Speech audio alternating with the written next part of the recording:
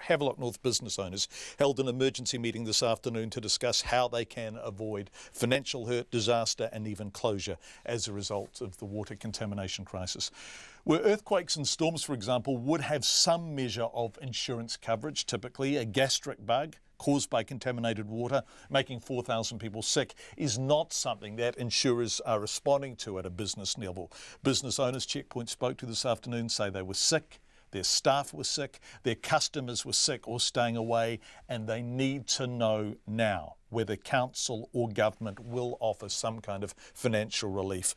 Our reporter on the ground is Alex Ashton, and he asked the business owners to describe their situation. My name is Emma Dawson. My husband and I own Cherry Grove Childcare Centre, which is a childcare centre in Havelock North, where we have 80 children enrolled each day.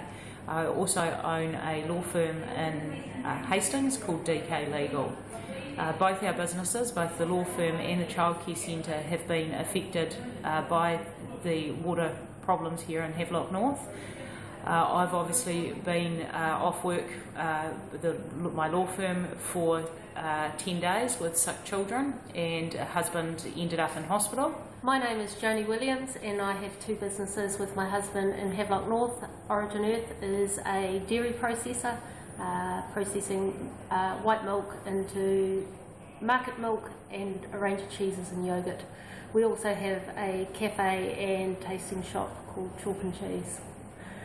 The impact on our business, absolutely significant across both sides of our business.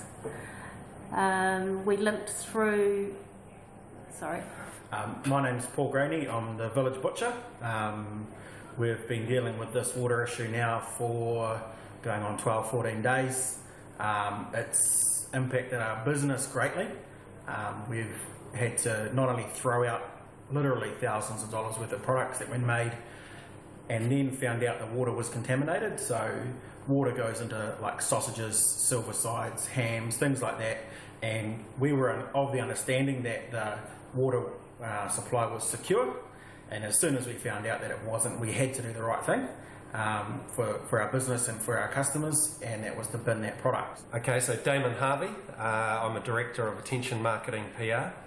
And the impact really has been on staff. So we've had 3 staff down, including myself. We built our business around small goods, sausages, and we cannot make them until we get the all clear that the water is safe to use. Our machinery runs on water pressure. It's quite an old machine, but it's, up until now it's been very reliable. So we're turning away 30, 40 customers a day, not having the products they need. That's $1,000 a day.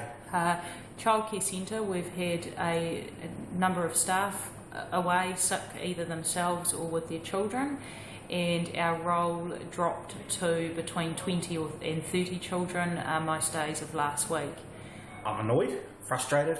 The boys turn up to work going, am I getting paid tonight? Wages going through. I've got to reassure them that it's okay, we're going to make it work. And there's just no answer, we get told that our water's going to be chlorinated for the next 3 months. We can't put chlorinated water into a sausage. It's going to taste like a swimming pool. 3 of us have been down sick over the last week, and also family members. I was down for 2 days, a staff member for 3 days, and another director of the business down for 3 days, and then we've also had to look after our children who have been off school for a week.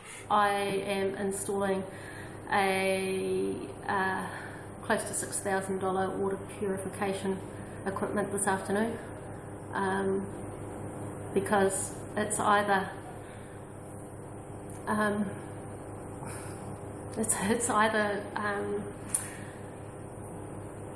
make 22 people unemployed, affecting 22 families that are already struggling enough in our region,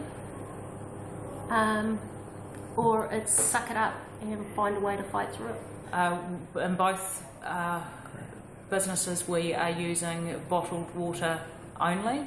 We're not relying on the council water at all until such stage as they can assure us that there's no cryptosporidium or giardia in the water. I've had no contact from the council. I got 1 letter on Saturday, 8 days late, saying advise your customers of this. How much longer can you keep going on like this, Paul? Not long. If we don't get the support back and the customers get the trust back that the water's okay, that the products are fine, it's a matter of weeks, not months. We have 4 staff at the childcare centre who don't have any sick leave available to them.